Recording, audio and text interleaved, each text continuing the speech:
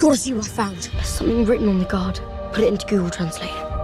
It means Sword of Arthur. What if you're the only person who could have pulled that sword out? What if it's Excalibur? So in America, like, we're kind of a new country compared to you guys. So our mythology is mostly like the Old West and comic books and things like that. But you guys, you know, the Arthurian myths go way, way back and is ingrained in your culture. Can you talk a little bit about your first experience with the Arthurian mythology and kind of what it meant to you? Well, obviously, when you're at school, you're told a little bit about it, but not in great detail.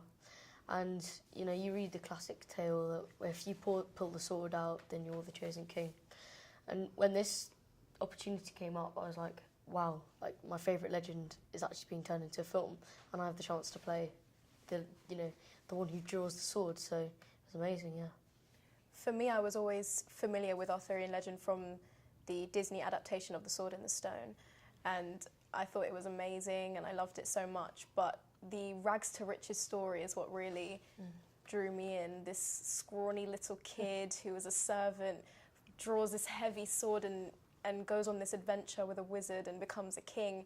That was really inspiring, just to have going from nothing to everything. It's an inspiring change in someone's life. And really, I can only concur with everything that Rhianna said. There are many layers in this film, which always makes it more interesting when you're working.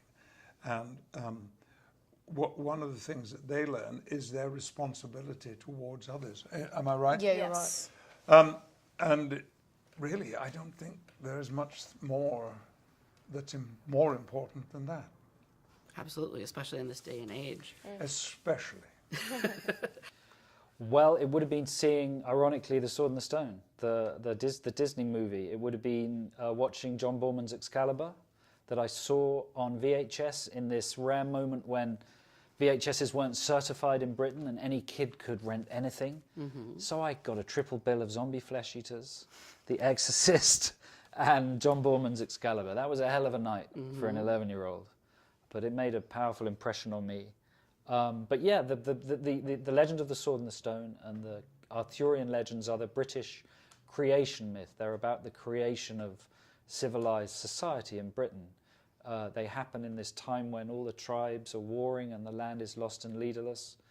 And so that felt like a good story to tell. And even though I wrote it, I thought of it a long time ago and wrote it before the current political situations in the West, it's weirdly relevant to what's happening now. And I think it's important to get that sense of civility and chivalric behavior and nobility and communicate it to a younger generation. Way back when you worked with John Boorman on Excalibur, does this feel like kind of a full circle in a way? It does, yes. Although there have been murmurs that this may not be the end of the kid who would be king. That's true. So perhaps it's not the end. I don't know why the story has held such a strong influence over me, but it was not until I read the Morte d'Arthur, and it's a discouragingly looking huge book.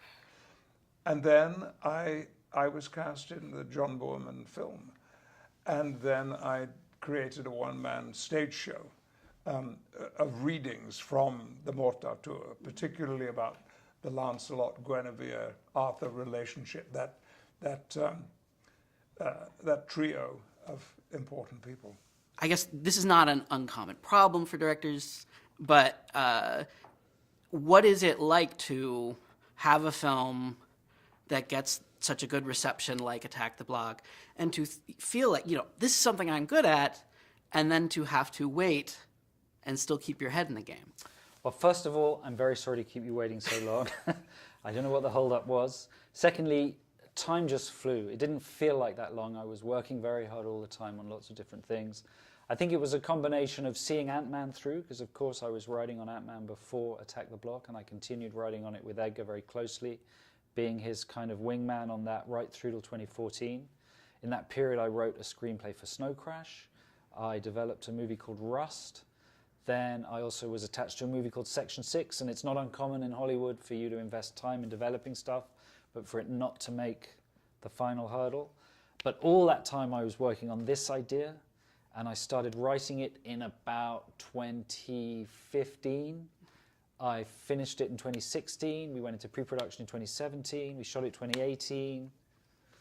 So time flies when you're having fun, you know, but I'll try my best to make the next one a little bit faster. Come on, man. Yeah, please. Yeah, Come on. Don't do this to me again.